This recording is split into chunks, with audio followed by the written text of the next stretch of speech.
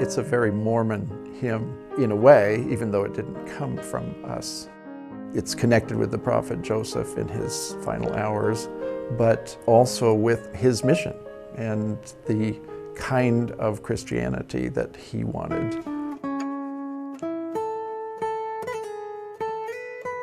James Montgomery was many things to the city.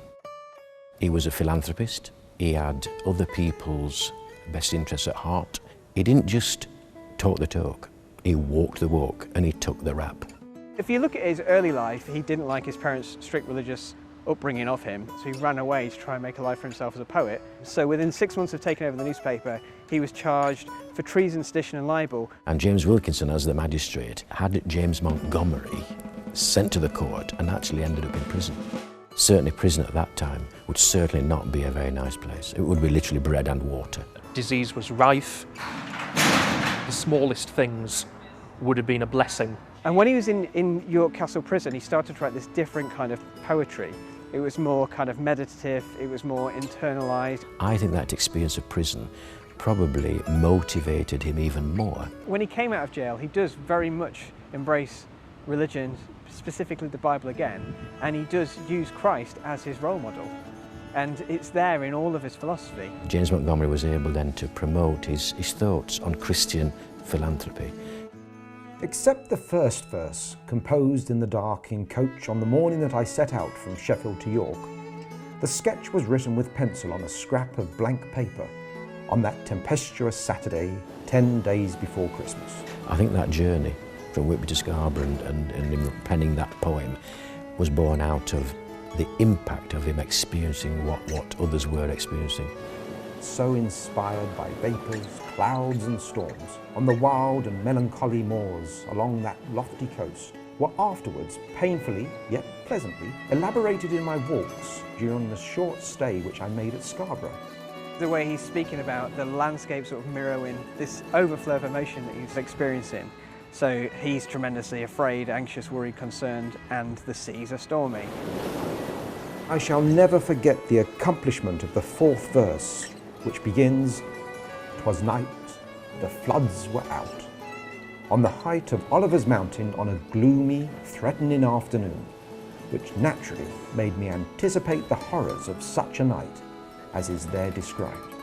The ideas are tremendously sophisticated, and I think he absolutely nails that balance, and the result is extraordinarily potent. It lends itself to hymns because everybody in a congregation can recognise what you're talking about and then can join in expressing those in a way that it also remains accessible. A poor wayfaring man of grief have often crossed me on my way. It's about encountering a stranger, and Mormons were strangers a lot. I mean, I think that they related in that sense to being on the outside. They were on the move quite a bit.